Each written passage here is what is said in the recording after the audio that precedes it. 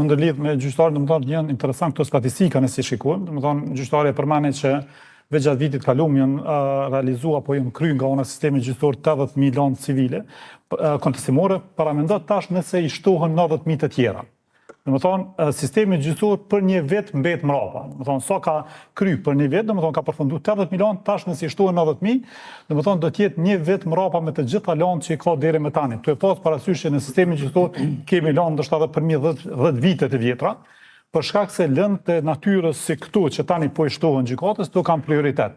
Dhe domethënë të gjitha ato lëndë që kanë qenë më herët në sistem, duhet të presin derisa të përfundojnë këto lëndë, e të cilat faktikisht e rrisin edhe këtë kohëgjatësinë e pritjeve në gjykatë edhe për një vit më shumë.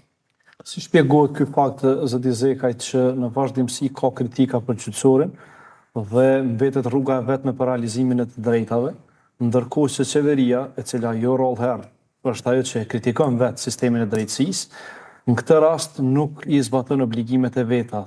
Thjesht që shpjegohet kjo, duke parë pra që në njërin anë kërkojnë rezultate, kërkojnë efikasitet, kërkojnë që të jenë efektiv gjithë gjykatësit, por në anën tjetër nuk ka suport për ta, spaku për të mos i ngarkuar me lëndë cilat janë të panevojshme.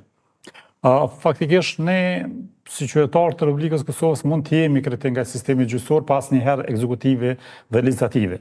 Ekzekutive dhe legislative duhet të krijojnë kushte për sistemin gjyqësor, duhet të aprovojnë buxhet më adekuat për sistemin gjyqësor. Ne shohim që çdo vit përsëritën kërkesat e neta të Këshillit Gjyqësor dhe asnjëherë nuk arrijën që të plotësohen nevojat e Këshillit Gjyqësor me buxhetin e kërkuar nga ana e qeverisë. Dhe kjo është ndikim i drejt për drejt në sistemin gjyqësor, nëse ti nuk i plotëson kushtet e sistemit gjyqësor. Sepse s'u administron drejtësi. Absolutisht nuk mund të administron drejtësi. Nëse ti nuk i lejon, ti ekzekutiv nuk i lejon hapjen e vendeve të punës për gjyqtar, plotësimin e numrit adekuat të gjyqtarëve dhe ngulfat sistemin gjyqësor me lëndë, atëherë ti po ndikon drejt për drejt në uljen e efikasitetit të sistemit gjyqësor, dhe pastaj nuk mund ta kritikosh të njëjtën për shkak të mos efikasitetit të tij, për shkak se nuk je korrekt me kërkesat që drejtohesh në drejtim të sistemit gjyqësor.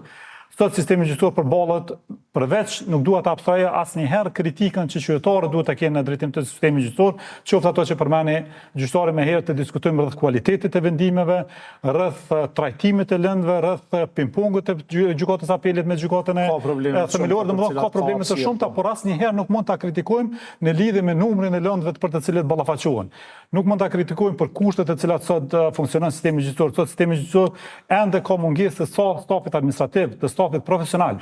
Sot gjyqtarët ballafaqohen me mungesë të bashkëpunëtorëve profesional, e të cilët duhet i kenë, për ndryshe është e pamundur në gjyqtarë të kryejë dhe punë teknike dhe punë profesionale. Absolutisht, për shkak të resurseve, qoftë profesionale, qoftë resurseve financiare.